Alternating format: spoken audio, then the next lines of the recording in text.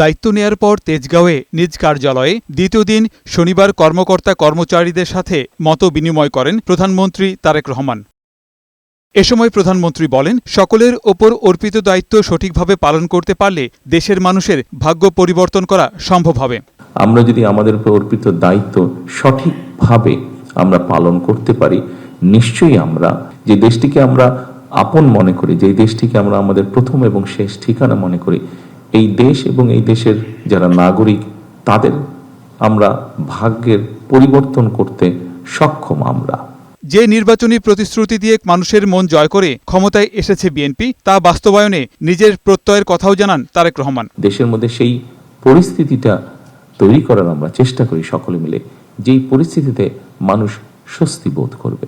আমরা সেই রাষ্ট্রটিকে গড়ে তোলার চেষ্টা করি, যেই রাষ্ট্রটিকে ঘিরে বাংলাদেশের মানুষ আশার আলো দেখতে পাবে, যেখানে এগিয়ে যাওয়ার স্পৃহা, সাহস, উদ্দীপনা মানুষ পাবে। দেশকে এগিয়ে নিতে সকল জায়গায় শৃঙ্খলা ফিরিয়ে আনার কথা বলেন প্রধানমন্ত্রী। ঢাকা শহর সহ বাংলাদেশের যে কোনো রাস্তায় বের হই, নির্দ্বিধায় আমরা বলতে পারি যে রাস্তায় কোনো ডিসিপ্লিন নেই। আমি রাস্তার ডিসিপ্লিনটা আপনাদেরকে উদাহরণ দিয়ে বোঝানোর চেষ্টা করেছি। এরকম অবস্থা সোজা বাংলায় যেটাকে বলে অনেকটা হয়তো হজবরল, এরকম একটা শব্দ আমরা ব্যবহার করি। এরকম অবস্থা হয়তো আমাদের রাষ্ট্রের বিভিন্ন জায়গায় আছে।